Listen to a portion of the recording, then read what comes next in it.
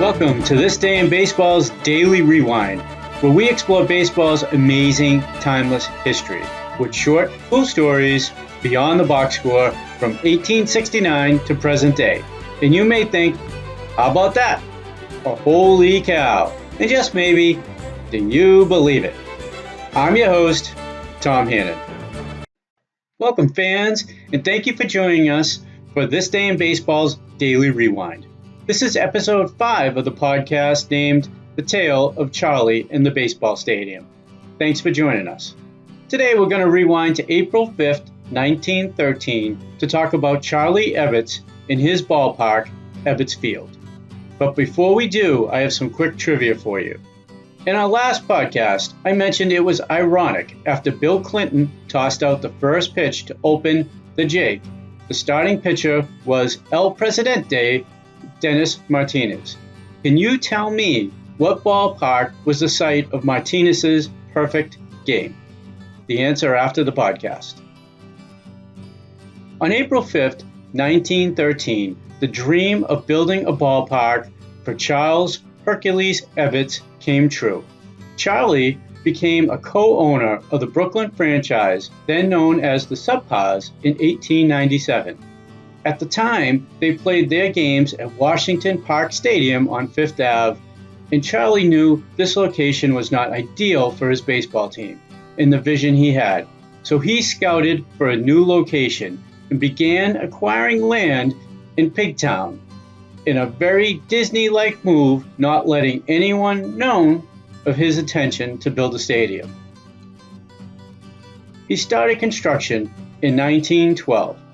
But Charlie's eyes were bigger than his wallet, and he had to sell off half his ownership to be able to raise the funds to build his new stadium, which cost $750,000. In today's dollars, that is $18 million. That will barely buy you a starting pitcher in 2019. The new field will be named in his honor, Ebbets Field. On opening day, the drama started before the first game was ever played, as thousands of fans stood outside waiting to get in. You see, they had misplaced the keys to the front gates. At least that is the story some tell. Although that's a cool story and one I'm sure my dad would be proud of. The true story is the crowd was so large the police had a difficult time getting everyone through the new marble rotunda, and they admitted fans in small droves. The fans were squirming, pushing, trampling on each other's feet, and they would lock the gates until those fans were in their seats. Then they would open the gates and then allow another group of fans to come in. It was slow work, but it helped them fill the park what they felt was in a safe manner. The first exhibition game was against the crosstown New York Highlanders, several years before they would become Kings of Baseball, better known as the Yankees. 25,000 plus fans were in Ebbets that day, and countless more were on the outside of the park listening to the Dodgers play their first game in Ebbets Field. Zach Wheat started Ebbets Field's comic tradition by hitting a foul pop-up that Yankees third baseman Roy Hartzell dived into the stands to chase, bumping his head on the bass drum that resounded in a loud G. Brooklyn, however, comes out on top, beating New York 3-2, and Casey Stengel hit the park's first home run inside the Parker. Ironically, despite playing in opposite leagues, the Dodgers and eventual New York Yankees will meet often. They will play 7 World Series at Ebbets Field, but the Dodgers will only win once in 1955. Ebbets Field will become one of baseball's most historic places, as Jackie Robinson will make his debut in 1947. Charlie will never get to see his Dodgers win the World Series. He will pass away of heart failure in 1925. The Dodgers had gone to the 1916 and 1920 World Series, but did not come out on top in either series. He left his mark on baseball, though.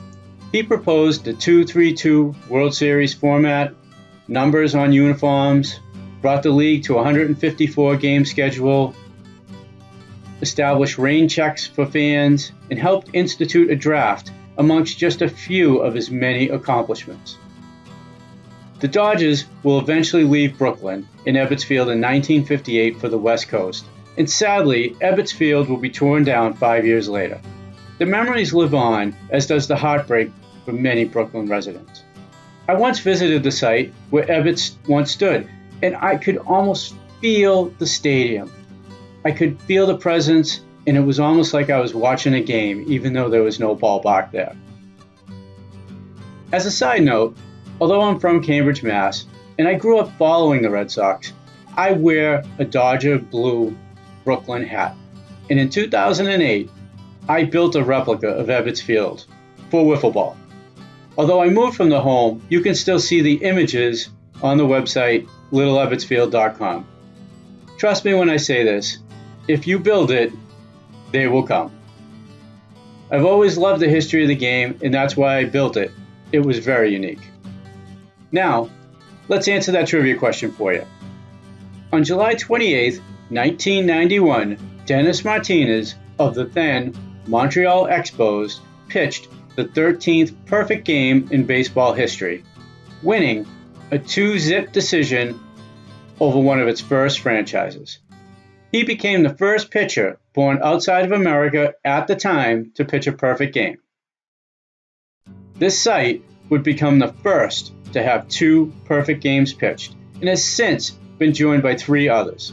The first was in 1965, when Sandy Koufax pitched arguably the greatest game ever pitched, according to a 1995 poll by Sabre.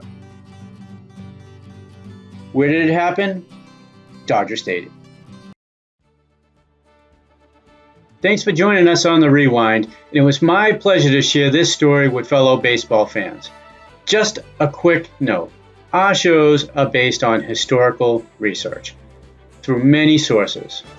Our show notes and website, thisdayinbaseball.com, are worth checking out in case you missed something. And you can read about Sandy Koufax, Dennis Martinez, Ebbets Field, and thousands of other stories on This Day in Baseball. Please remember to like, subscribe, and share this podcast with other baseball fans who may enjoy these stories. I'm Tom Hannon. I'm your host, editor, researcher, and writer, and I'll see you at the ballpark.